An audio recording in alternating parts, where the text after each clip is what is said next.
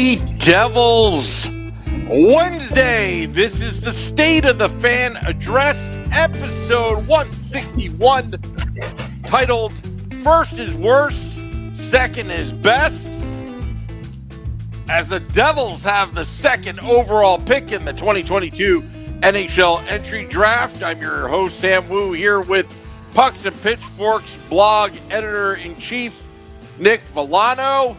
Streaming live on Facebook Live, YouTube Live, Twitter Live, and Twitch on the Primetime Radio Network.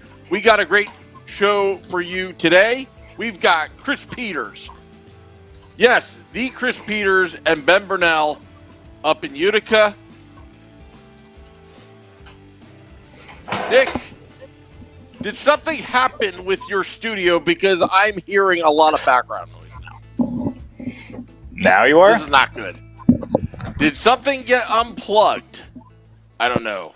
I'm going to have to find out, Nick. Did you? But give me one second here. Yeah, I can hear you. It's just, let me just deal with the technical difficulties for one moment. Nick, you're going to have to hold on a second here because I got to figure this thing out because I hear, did something get unplugged? No. No. How about now? Tap your microphone. We're doing. Maybe it's my ear. Anyway, no, you sound fine. It could be. Don't worry about it. Okay. I'm an idiot. I mean, I'm just an idiot. I'm nervous because we got two great guests coming on. We do. You're freaking me out. Yeah. You know, and we're having Chris Peters on it momentarily, but you know, as you can see, we are in screw the Rangers mode 100% today. It's all about rooting for Sidney Crosby and Evgeny Malkin, Chris Letang as they try to eliminate those nasty Rangers across the Hudson. Anything to make Igor go back to you know, well, I guess I can't say anything else because that's politically incorrect at this point. So I will just leave it at that. Yeah, we got a great show. The Devils are number 2. We're number 2. That's 4. 2. So we'll talk about who the Devils are choosing between at the second overall pick with Chris Peters tonight, one of the best draft gurus out there in the history, you know, in the entire universe. So excited to talk to him. We're going to talk to Ben Birnell about Utica. He's going to tell us exactly what's happening with their run in the postseason, what he expects to happen. You know, big win for the Utica Comets over the Rochester Americans yesterday. Started off rough, 2-0 deficit right off the bat, and then boom, Utica Comets come back. That tells you the quality of coaching they have down there with Kevin Dineen. Dineen able to bring his team back into a more promising situation after going down. There's no quit in this Utica team, and you love to see that. So we have a lot to talk about tonight. I was so excited to get number 2. It's weird to say I didn't want first overall because you want to have the best possible players. But, man, Shane Wright makes things more difficult for us. So getting second overall, you really get to pick that player that really fits. Sam, hello. Hey, you know what? I'm with you as well. Getting the first overall because those new rules are in place after the Devils got 2, first overalls, and it all resets now. So, I don't know what that means for now and the future, but the second overall seems pretty cool to me, considering that they beat the odds to get there. So it's all up to Montreal to make their first move, and then the Devils they've got options. So it makes it very interesting. As we are both prospect and NHL draft buffs.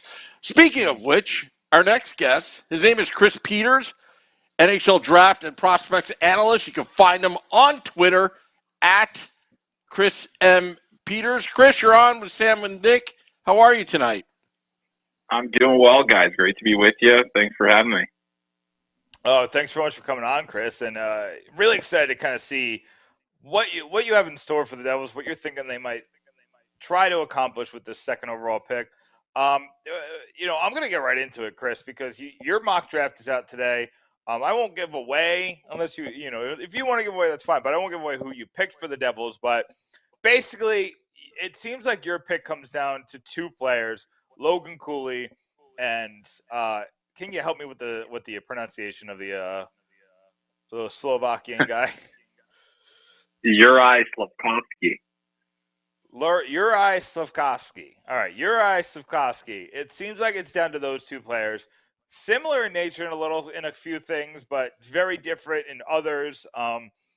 It's in years past. It was when we had the first overall pick. It was more of a straw man's argument. Like Kakko was kind of there, but it was really Jack Hughes.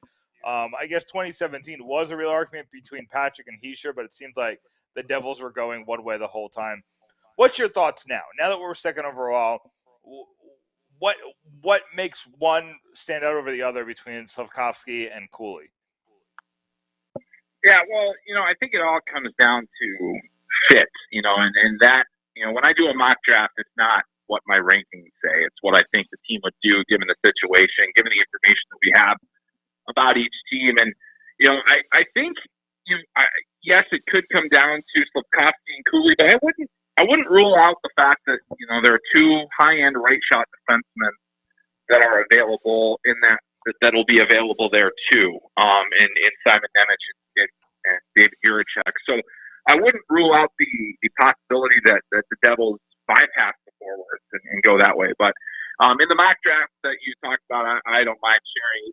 Juraj Slafkovsky was the guy that I put there, and that's for a very simple reason.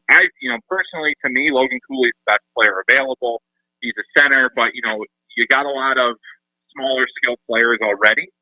And while I think he is an exceptional talent and has an opportunity to be a big star, I think there's still a lot of upside dealing with Slafkovsky, and he comes in a 6'4", 200-pound package, and a guy that can skate, can move very well, has good skill, was the MVP of the Olympics as a teenager, will play a big role for Slovakia at the upcoming World Championship. I think that there's a case for him that's very strong to be one of the more intriguing upside plays in this draft, because there aren't a ton of guys where you say that guy is absolutely going to be a star. But I think that this is one of those players where you say we could have something very special here if everything goes right. So the one thing about Slafkovsky that I'll say, though, his entire body of work this year, you look at his production in the Finnish Elite League and Liga, their top pro league, it is only okay. His production this year was not sensational.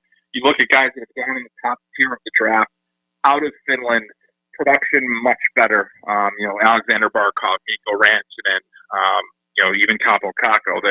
They all produced at a higher level than Juraj Slafkovsky. But you also look at some of the other things that he's done this year and you say, wow, there's a lot of evidence piling up that this guy's really special. So I would say, just because of fit, because of, what the Devils already have, you've got a chance to have two high-end scoring guys in Alexander Holtz and Juraj Slafkovsky on the wing to go along with, the other forwards, the guys like Jack Hughes, Nico Hischier, Dawson Mercer, and some of the guys that are going to be coming up through the ranks here in the next couple of years through the prospect system. So that's why I think Slafkovsky, to me, as I was writing that, really makes a lot of sense.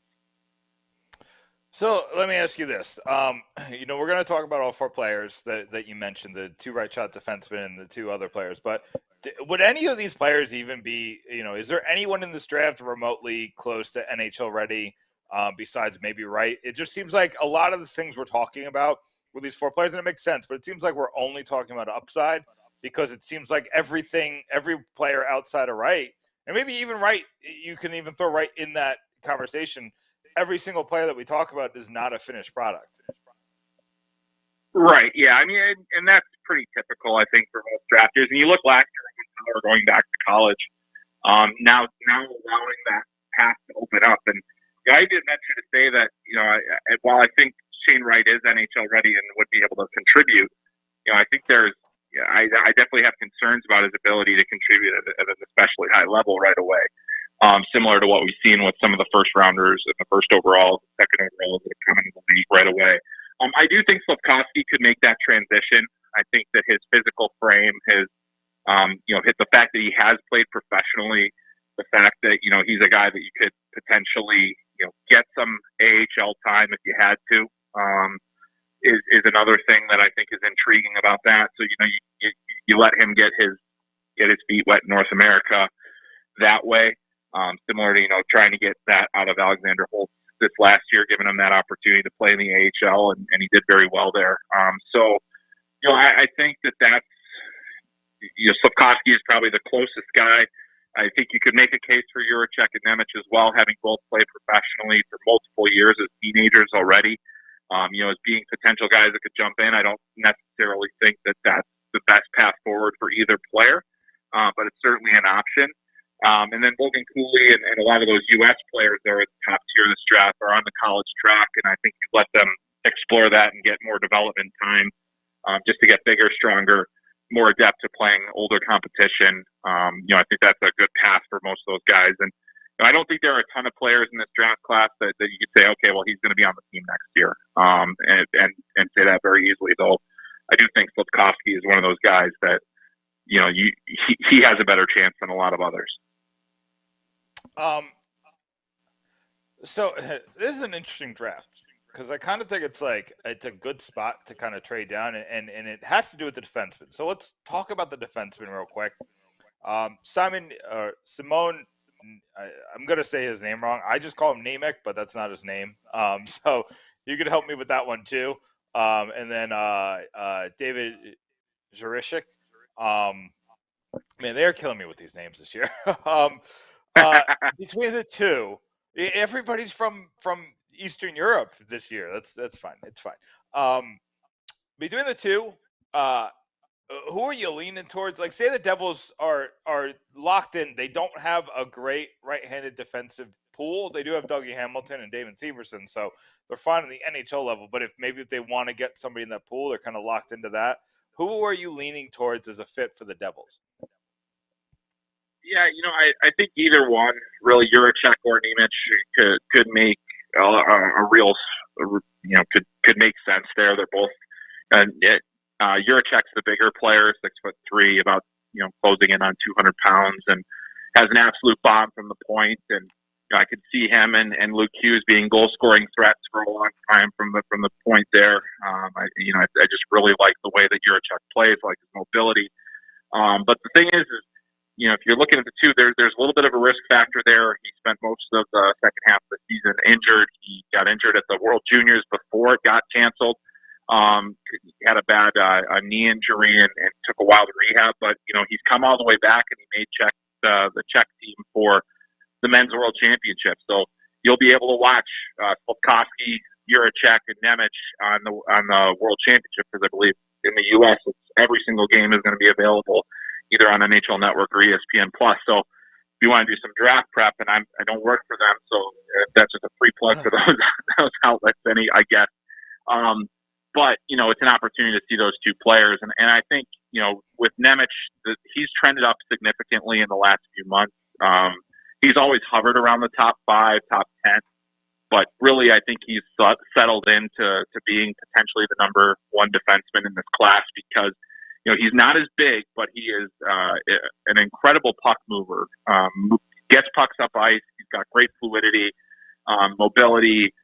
Just there's a lot there in terms of his poise, his hockey sense, all those different things. Where you say, "Oh wow, this guy could be a thing." He could be a top pairing guy. He could be a guy that helps us get pucks up ice. And he won't be right away. It's going to take him some time. He's going to have to build up some strength and just get a better understanding of the physical game. But he's real fascinating. I think either one of those two guys makes sense, especially with the fact they're right shot guys that can play, big time minutes, that can do things defensively adequately. There are a lot of defensemen in this draft who are exceptional offensive players, but very flawed defensively. I think these two guys are the best, the most well-rounded, and certainly the most experienced, and the guys that I feel most comfortable projecting as a top 4 with a ceiling of potentially top pairing. Yeah, and you love to hear that, especially from a right-handed defenseman. They're just so rare to find those superstars, and when you do find them, they tend to move quickly up the lineup just because of the situation at hand. Obviously, the Devils are in a position where they can slow play it with Dougie Hamilton and Damon Severson on the roster. Obviously, Severson's in the last year of his contract. Dougie Hamilton has 6 more years, so it's not as much of a need as some other teams. Let me ask you this, Chris: is there value this year in trading down? I know it's not often you see teams trade down from this spot, but the Devils are a unique case where they were even talking about trading the pick straight up for an NHL player. I think that's kind of off the table now that they have 2, but maybe a trade down with, I look at some of the teams at like 4, 5, 6. I mean, it would be hard pressed to say that they'd make a trade with the Flyers or the Blue Jackets, but when you talk about Cooley and you say he's the most skilled player in this draft, I feel like that has value. Do you think it's worth the risks to go to 4 or 5 and maybe settle for the second of the 2 right-handed defensemen? Oh, yeah, I think, it would make sense. I mean, the issue is that I don't get the sense that there are teams that feel that they are going to drastically increase. I think it'd be hard to move down. I just don't know. I think like teams like Arizona is probably comfortable with whoever's left at 3. I think, Seattle's going to probably be happy with whoever's left at 4. But if either one of those teams are desperate for, a certain player, then it becomes a little bit different. And the thing about the Coyotes in particular is they have a ton of draft capital. So, you could potentially, if you move back whatever slot, you get the next pick and maybe another second or another first. And then you feel like, oh, hey, maybe we've got something there. So if the Coyotes were desperate for a particular player, then but I mean, I think that they're going to be real comfortable just waiting. The Kraken are a little bit more interesting, but they don't necessarily have the same capital as Arizona. They have quite a few picks in the draft. They just don't have Arizona has like a record number of picks in the top 70. So, I think it's going to be difficult to find the right value to move down. Although I would say the thing that would be intriguing to me is what kind of roster player is available if you were able to move that pick, and where can that go? What kind of guy can you get? Can you get an additional pick out of it? There's certainly opportunities there, but I think as far as the Devils are concerned, to me, you're in such a strong position at number 2 with a chance to grab an impact prospect. I think it's more likely than not that, they would be able to hold on to that pick and be very happy with the player that they select. But yeah, unless Seattle wants to leapfrog Arizona or same with Philly, I think you could do it comfortably if you're New Jersey. But I still think that you might as well just get the guy that you want at number 2. Yeah, and I kind of see this every year. It's like, oh, should we trade down? Should we trade down? Should we trade down? Should we add more capital? And people think you're going to get a lot more in a trade down than you actually do. People think that teams are spending NFL-like prices to trade down, and that's just not the case. And also, if you want to trade down so bad, most teams don't want to trade up. That means that there's value in staying put. So I just I agree with you. And Chris, before I let you go, I really appreciate you coming on, talking to us about some of the prospects that are available for the Devils. And it is, you're right, it's down to 4. We really have these 4 players here. I do want to ask about something. I guess this is not Devils related, but this is draft related. 2 players that I was doing a lot of research on when I thought the Devils were going to pick around 5 are Matthew Savoy and Lambert. And it seems like since mid-season or maybe even a little later to now, they've both beyond plummeted in this draft, and now they're probably going in like the mid-first round, if that. What kind of happened with those 2 players? Yeah, well, I think Savoy is certainly a guy that could. There's just a wide array of opinions on him as a player. I mean, part of it is that he's a 5'9" center, and there really aren't that many of them. The Devils have one. Unless we want to give Jack Hughes an inch or 2. That there aren't a lot of guys that play at that size, and he's kind of, he's a skilled player, but is he an exceptional? He's not an exceptional skater. He's a good skater. I like his skating. I think it doesn't bother me. and I could definitely see him, like in my mock draft, he slipped kind of far, but there are definitely NHL teams that I think would still be looking to pick him in the top 10. So, I don't necessarily take my mock draft for the gospel of where Savoy is going to go. As for Brad Lambert, there's a good chance he doesn't go in the first round. I think that it's more likely than not he will go in the first round because the pool really shallows out. And the issue with him is he is maybe outside of Cooley the best skater in the draft and may even be better than Cooley in certain regards in terms of his skating. His skill level is very strong. He's got good creativity, but he has played for 3 different teams over the last 3 seasons in the Liga. His production went down this year, and he, outside of a couple of games against weak opponents at the World Juniors before it got canceled, he hasn't really done that much. And talking to Finnish scouts, talking to guys that watch him a lot, there's a high level of frustration with where his game has gone. And I think there are teams that are absolutely going to have him on their, just not even on their board. And part of that, I think, is it a maturity thing? Is it a progression thing? Is it a hockey sense thing? There's a lot of different questions. I think that he is just kind of his drop in terms of where he started. 2 years ago, we were talking about him as a number 1 guy for this class, as the guy that could contend against Shane Wright. And he's kind of plateaued. And it's a little different than what we saw from Atu Ratu last year, but similar as well in that, I think there's concerns about everything from, just the work ethic, the competitiveness, his ability to get inside, toughness, all of those things are being questioned as to try to explain why he's fallen this year and why he hasn't progressed. So still could go in the first round. I think he would, especially teams with multiple picks in the first round, and they have a late pick. You bet on that upside that comes with his tremendous physical tools in terms of his skating and his skill level. But you definitely have to understand that he's not a finished product anymore. He's a project that needs correcting, and I don't think there are a ton of teams that are going to be super interested in taking that project on with a high pick. That's Chris Peters, dailyfaceoff.com. His mock draft is up. First 16 picks. Everybody in the lottery is up. Make sure you go check that out. Chris, what can some of our listeners expect to see from you over the next couple of weeks? Oh, yeah. Well, getting ready for the Combine, getting ready for everything. I'll definitely be tracking the guys that are at the World Championship. I won't be at the World Championship, but I'll be watching them on video. I think draft rankings should come out right after the Combine as well. So we'll have that on Daily Faceoff, and then I'll also have quite a bit of newsletters and lead up stuff, including all the notes from the World Under 18 Championship on players on my personal site called Hockey Sense. That's on hockeysense.substack.com. So there are things you can get. That's a subscription site, but you can get more in-depth stuff there, and then also obviously a lot of free stuff over at Daily Faceoff.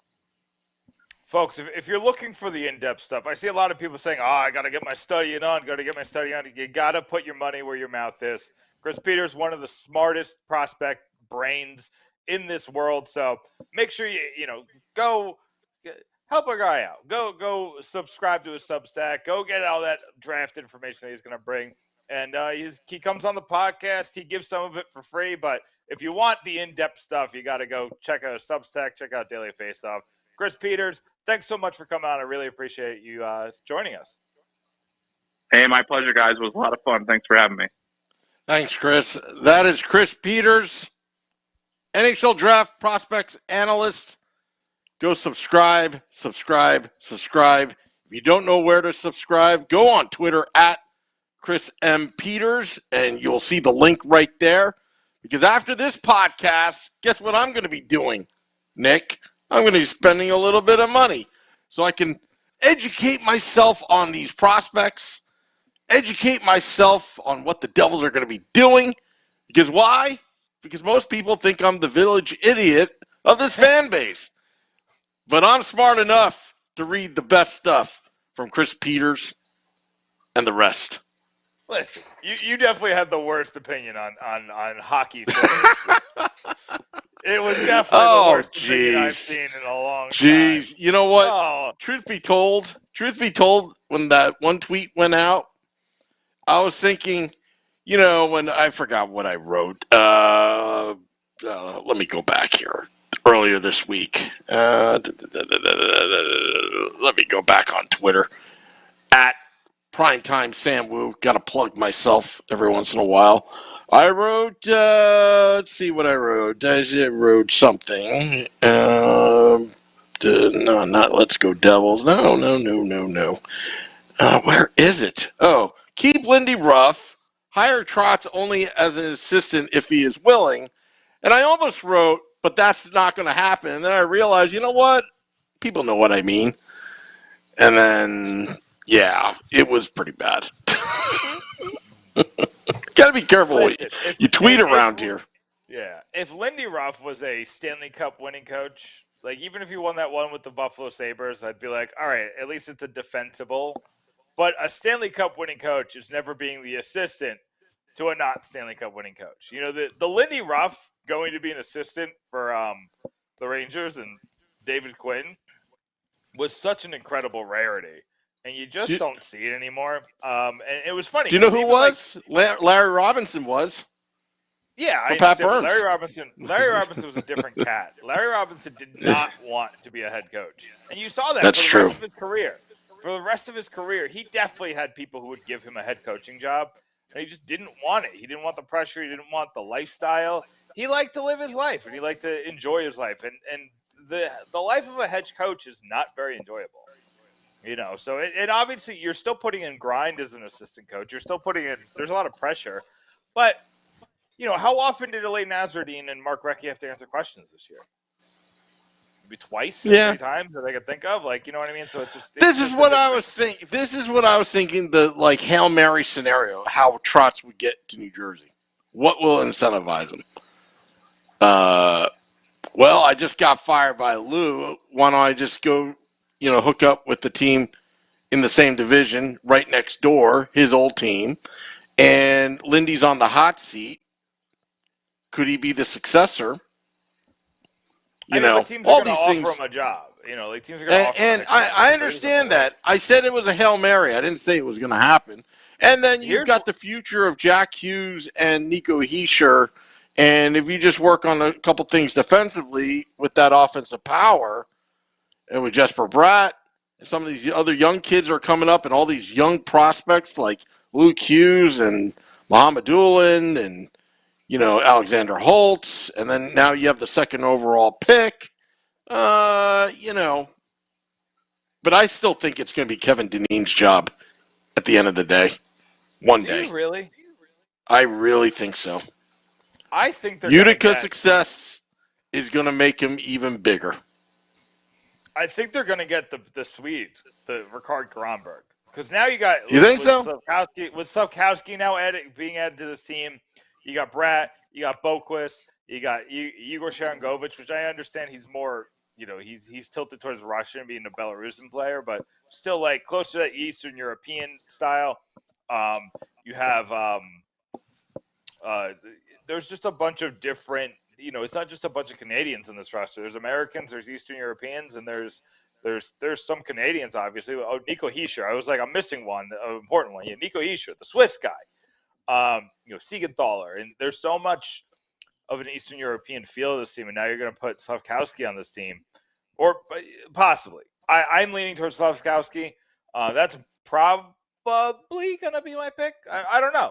I would love to trade down, but I don't think this is the year that's going to happen. I don't think it's there. I mean, I would only trade down. And I learned my lesson with that tweet, but I'm going to preface this by saying it's not going to happen. The only way he trades down, Tom Fitzgerald, is if he gets a first round, no lottery protection, 2023 first round pick from any team. But it's not going to happen. I don't know. It all depends. Listen, it depends on what you're trading down to, too. If I'm trading down with Seattle, and Seattle's offering me their own second and then another second, because Seattle's 4 second-round picks this year. Yeah. But I think they need to. I don't think they're going to do that because I think they need to replenish their prospect pool. They have no prospects because they're a brand new team. Yeah. So I don't think they're going to do that. But let's say Seattle came and said, "Move down to 4. We'll give you our second and the Panthers second. It's a late second and an early second. I think I do that. You're talking about Brad Lambert possibly falling to the second round. Somebody who was going to be the second overall pick and is now falling to the second round. That's the same thing that happened with Ratu last year. A guy who was in the conversation at one point for the first overall pick 2 years prior and is now falling to possibly the second round. I think Lambert is a player who he had a wake-up call. He made a bad decision with his development going to Liga, and now he just needs to be built up, like you said. And I think that the best skater in the draft going in the second round, I think, that's where you want to build up second-round picks. I'd even, you get enough second-round picks, you trade up and back into the first to take them. There's a lot of options here. I just don't think teams are willing to spend what it costs to move up in the draft. But let me ask you this. We have 2 minutes before we get Ben. Are you now trading? Is this pick still on the table for Kevin Fiala?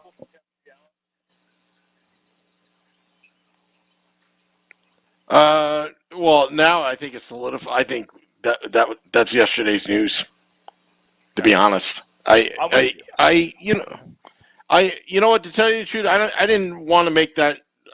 I didn't even care about that whole scenario, even if they got the 8th overall. I think right now, Tom Fitzgerald needs to stick with the plan. We've gone this far of hell with this team. You might as well go all the way. And I'm going to bring up that 2025 again. Now, because some of the pundits are saying, in 3 years that the Devils will be contenders. Well, that's 2025. Told you so. You heard it here first, not over there after that second overall pick. I forgot who tweeted that out. And you know what? This is potentially a dynasty in the making here when this pipeline is going to be filled with top 5 first overall picks. I'm talking top 5 first round draft picks in the last 5 years. This is going to be a machine if Tom Fitzgerald plays his cards right. But as what we've seen the Rangers, and I know people like Art Heaton is talking about the Rangers and crazy game that is, even the best goaltender in the world having a Hart Trophy type season cannot always bail you out. And if the Rangers fall today or fall in the first round, for what? Remember, we compare the Rangers and the Devils rebuild around the same time, 2018, 2019, and the Devils were longer at it. And then suddenly Chris Drury gets in the mix. Gerard Gallant, a couple beef moves that they made to get tougher players. I kind of like what the Devils have done. We've suffered enough, yet, you know what? I think we're going to get rewarded for a decade once they finally put this thing together. But my only concern is, when is the due date this is supposed to happen? And we can't just keep on drafting top 5 forever. Yeah. This year is different than 2019. 2019 was a last-ditch effort, right? And by the end of the season, you had already traded away Taylor Hall, Blake Coleman, Sami Vatanen, a bunch of other pieces. This year was different. You didn't really make any trades because the team is still in place. You're probably going to make some trades this offseason, because you got Pavel Zacha, Andreas Janssen, Tomas Tatar, Yanni Kuokkanen, all signed for next year. Mikey McLeod, I think, is somebody who's probably on. I don't want to call them on the trade block, but there's certain players that if you call and ask for Igor Sharangovich, I think it's at the point where Tom Fitzgerald's going to hang up on you, and he's obviously going to hang up if he asks about Nico Hischier and Jack Hughes. But if he asks about McLeod, he's not going to hang up the phone. He might be calling you about Zacha. He might be calling you about Kuokkanen. Because there are now too many forwards on this team. And you want to add. You might add a Tarasenko in the offseason. You might sign a Johnny Gaudreau. You might sign a Philip Forsberg. Who knows? There's you might, if you're trading the second overall pick, you better get something big. We have Jeremy wrote on the website right before the podcast about the Devils should go after Matthew Tkachuk. Second overall for Tkachuk is a pretty interesting deal. That's a deal that's really just rolling around in my mind, and I'm just it's giving me pause to think about. I think I would do it though. But who else is there? Who else is there in the league? Obviously you're talking about Connor McDavid and Austin Matthews, and I'm not talking about that. I'm talking about theoretically available in the most perfect scenario. Even in the most perfect scenario, Austin Matthews isn't available, and Connor McDavid's not available. But in the most perfect scenario, Matthew Tkachuk is available. In the most perfect scenario, a guy like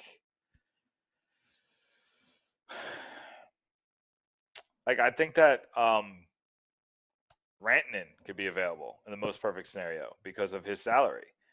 I think if you offer second overall for Rantanen, I think Colorado thinks about it real hard. If you're talking about, you got to look around the league because there's so much that can happen. But trading the second overall pick is a risky proposition in of itself already. Trading it for a guy who did so much better than he has in previous seasons, like Kevin Fiala, who's 25. And I understand you're hitting your prime at 25, but to go from about a 50-point player to an 85-point player in your contract year, that's a scary proposition. But Sam's back, so it looks like we got to talk about the Comets. I was kind of chit-chatting behind the scenes with our next guest, Ben Birnell, from the Sentinel Media reporter. You can find him on Twitter at BB_UR Sentinel, about how to get tickets to the most exciting event in Utica. Ben, you're on with Sam and Nick. How are you tonight? Good, guys. How are you? Thanks for having me on.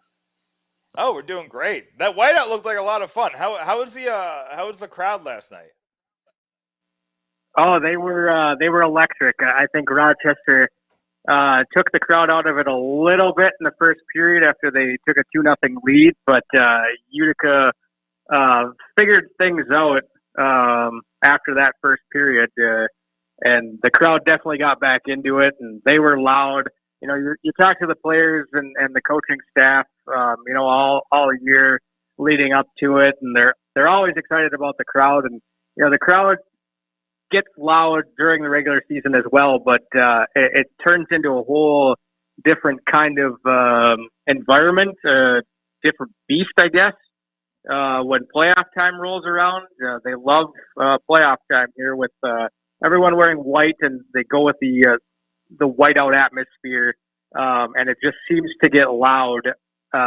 There was a moment in 2018 when Utica, which was still Vancouver's affiliate at that time, playing Toronto, and the Comets had a 5-on-3 penalty kill and successful, and it's easily the loudest I have heard that building after they killed that that extended penalty off. So it's a crowd and a fan base that knows their hockey and knows there are points when to cheer loudly, and not just goals.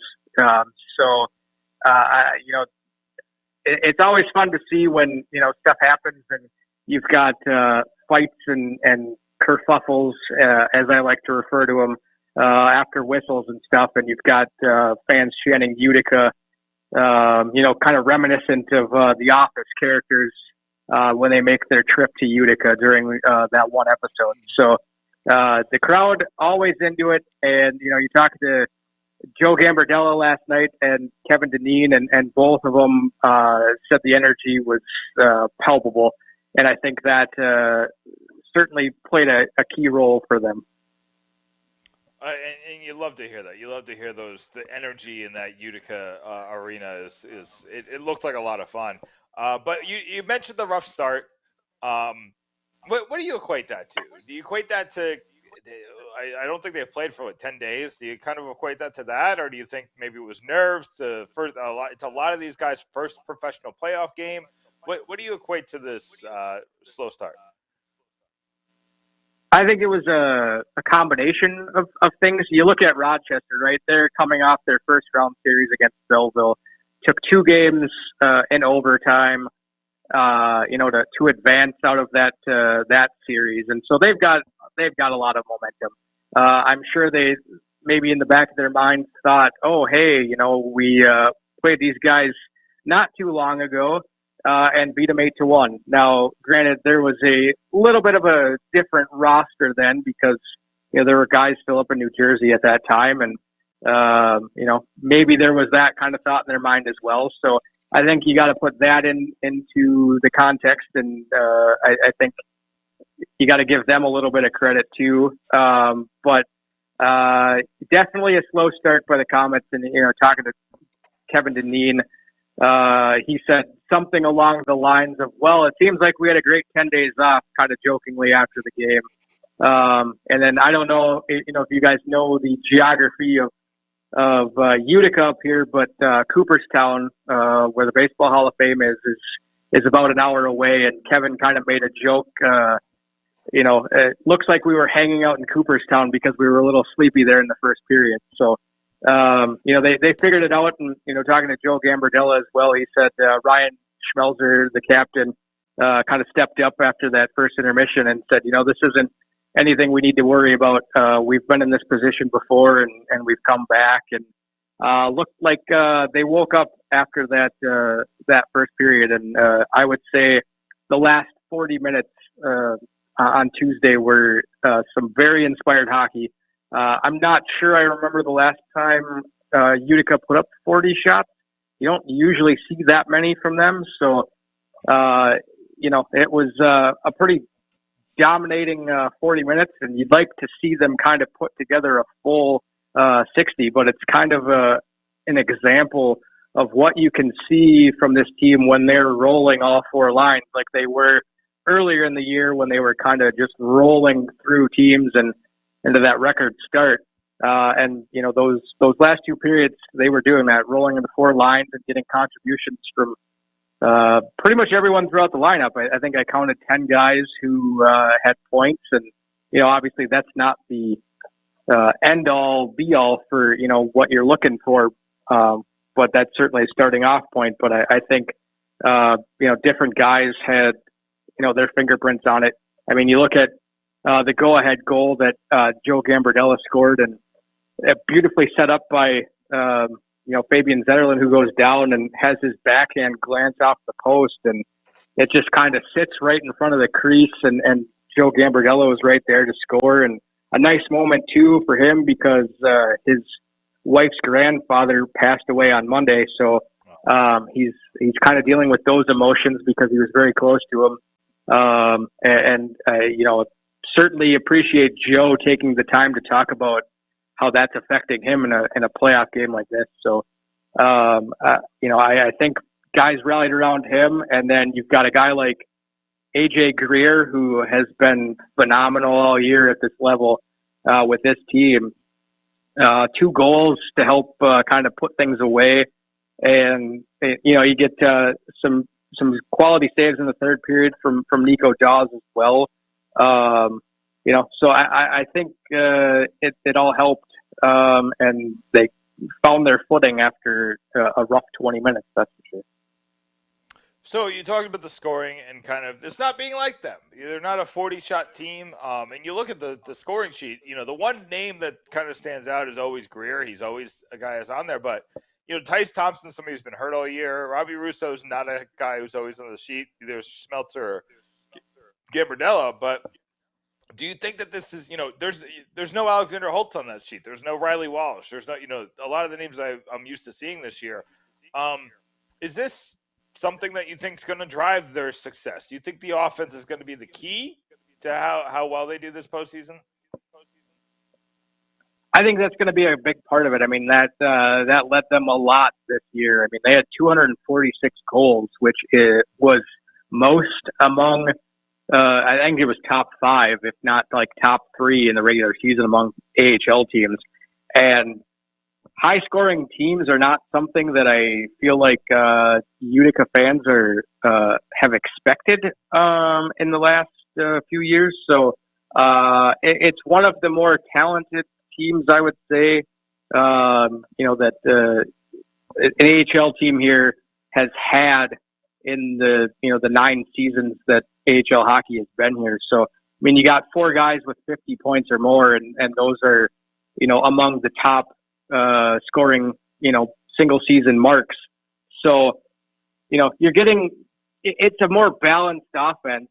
You don't have any guy. You look at the overall scoring in the AHL for the regular season, and nobody was in the top 20 in terms of scoring for the Comets. But it was more of a balanced kind of effort. It seemingly like a different guy every night almost was stepping up, and I think that speaks to maybe the camaraderie that this team has talked about all season that they have.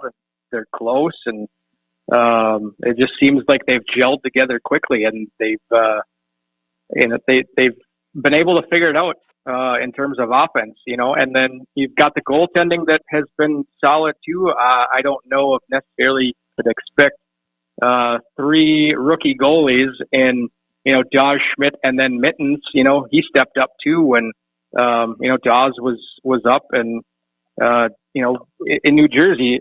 So I think that's helped a lot too. You don't normally expect rookies to kind of have maybe the success that a lot of those guys did this year. That defense has been helped too. You look at guys like Russo and Tyler Wotherspoon, those more veteran guys, they're kind of bolster your blue line, as you get, efforts from Ball and a Hotuk, as the season's gone on. So I think the offense is definitely going to drive it. But I think you're going to see defense, if they're on their game, will also help these guys during the postseason, depending on how far this run ends up going. Yeah, love to hear that. The second half of the season has gone a lot different than the first half of the season. Like you said, they were just rolling teams in the first half. The second half, it's been a lot more difficult. They've had to scratch out wins. They've had to claw their way to win in the division and the conference. What's been most impressive to you about the second half of this season? I think it's just navigating through all the kind of expected things that are going to happen during an AHL season. I mean, you're going to get injuries, you're going to get call-ups, and no, it hasn't been perfect. But I also don't think when you look at after 25 games, they were 19-3-3. I mean, that's just not a pace you're going to continue on for the whole season. I think they figured it out as they went along. You have to navigate it in those kind of dog days of the season.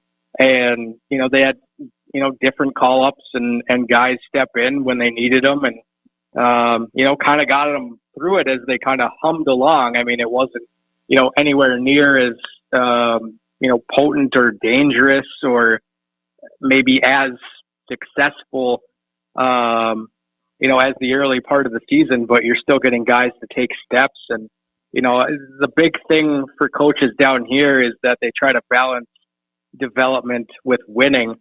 And you got that winning part out of the way early. And I think that helped lead to development where, you saw some of these guys that were able to step in. I mean, Fabian Zetterlund had a breakout season and he got up and I think showed, the team and fans that, maybe there's more of a future with him. Ball and a Hotuk as well. You get, these other young guys that are taking steps in the AHL too, that helps them get ready for the next steps and maybe, meaningful minutes with New Jersey next season. Yeah. Looking ahead is always great, Finn. This is one thing why fans need to be watching these Utica games, because these are players that'll be on. I mean, a lot of them are on the Devils this season. So these are familiar names. last but not least, we got to get a prediction out of you. How do you see the rest of the season going, and what do you think who do you think is going to be a standout player for the Utica Comets in this series with Rochester? Well, I tell anybody this with the AHL. I subscribe to anything is possible, and I've seen a lot of crazy things with this league in the 6 or 7 years that I've covered the AHL in Utica. So I could easily see this series going 5. Do I think it'll be a sweep? I don't know if that's, I think this is going to go a little bit beyond standard 3 games. Maybe something changes Saturday where, it maybe ends, in 3. I don't know. I think it's going to be a physical series. It was showed that last night. I mean, there were 7 roughing penalties, and there were 3 misconducts late. And then after the final horn, it sounded like Rochester was trying to pick up the game puck for some reason, and Utica wanted it, and that led to a whole host of kind of kerfuffles as everyone was kind of trying to get off the ice. So, it'll be interesting to see how that all carries over, as it goes. I mean, these are 2 teams that have played 12 times in the regular season, and you feel like it's gonna carry over, like that when you meet so many times in one season. But I think the Comets could go, as far as they want to. And I realize that's a little bit of a cop-out answer, but I think the postseason in the AHL is so unpredictable that you never know really what's going to happen. And especially with the first 2 rounds that the Comets are in being best of 5, they're short series, and you got to get off to a good start. So I'm hopeful to see if they get, past Rochester, they get to play Syracuse because that's their closest geographical rival, and I think that would be a fun series. I think here on out would be fun to watch. I haven't seen the Comets advance out of the first round since I've covered the team, so I think it would be fun to see them get out of the first round and see what they could do from there. That's for sure. Ben Birnell, Sentinel Media, Rome Sentinel. Where can people find your stuff? What can we expect from your coverage of Utica throughout the playoffs? Yeah, you can find me on Twitter. It's BB_UR Sentinel. I tweet, stuff about the team as it comes along. Try to, get information out there because I know people are interested. Stories are at ursentinel.com. We try to have something every day as the postseason goes because we think it's important to cover the pro hockey team here in Utica. That you'll hear a lot of people say that Utica is a hockey hotbed, and there's a long history of hockey here. So I definitely think it's important to cover this team as they roll through it. So I'm definitely going on the road Sunday when Game 3 happens in Rochester. So I'm excited for that and see how they fare on the road for the first time in the postseason. So be around for that and definitely keep an eye peeled on the website and everything. Definitely more coverage to come as everything unfolds. Ben, thanks so much for spending some time with us. We really look forward to have you on again. Hopefully when the Utica Comets are in the championship. We're looking forward to it all. We're looking ahead, Ben. We're really excited about Utica. And if anybody goes and sees the Comets go play, go say hi to Ben, and it'll be a fun time. But Ben, thanks so much for spending some time with us. Yeah, thanks, guys. I appreciate the opportunity to chat with you guys. Thanks, Ben. That's Ben Birnell, Sentinel media reporter covering the Utica Comets, the team that gives me hope of the future of the New Jersey Devils. He said himself he hasn't seen this team when it was with another organization, get past the first round. Exciting things up in Utica. Remember the Utica Devils years ago? Remember the Utica Devils. Remember Martin Brodeur, Claude Vilgrain, all those fine Devils back then, before the dynasty, before the Stanley Cups, there were the Utica Devils. Anyway. Eddie on YouTube Live says, also, can you guys talk about Trotz more? Like, why shouldn't the Devils hand him a blank check? Well, Eddie, I think they should hand him a blank check, so I can't talk about that more. Not me. Want them to Not me. Hand him a blank check. Here's not the thing. Me. There's always going to be a dissenting opinion. I've seen some people say they're worried about how Trotz develops younger players. You've seen that a little bit with Barzal. Barzal's production is nowhere near as good as he was the year before Trotz got there. So that's interesting. That's definitely something you have to consider with Jack Hughes. But I think the Devils' overall talent pool will put them in a position where they just need a defensive coach to fix the flaws, and then their offense will come because it's just they're too good, and it'll just happen, And I think the Lindy Ruff system works for the offense. It doesn't work for the defense, but I think they do have the right pieces in place. I'm not worried too much about Lindy Ruff's system per se. I'm more worried about how he deals with lineups on a daily basis and how he deals with kind of in-game decisions. I think he's bad at line matching. I think he's bad at when to challenge, like certain things like that. And I think that when it comes to really when it matters, I'm worried about having Lindy Ruff as the head coach in 2022. I like him as a person. I think he's a great guy. I think he's a really good coach. He is a really good coach. I'm not trying to deny that, but I think we've seen over the last 2 years that he has a ceiling about his ability. And I think that ceiling is going to make it, he's dealt with a lot and he hasn't overcome it, but maybe it's impossible to overcome. That argument can be made. So I do think that they have a new coach. I don't think it's going to be Trotz. I think Trotz is going to try to find, you know where I think Trotz is going to go, Sam? Vegas. Vegas is definitely up there, but I think he's going to Vancouver.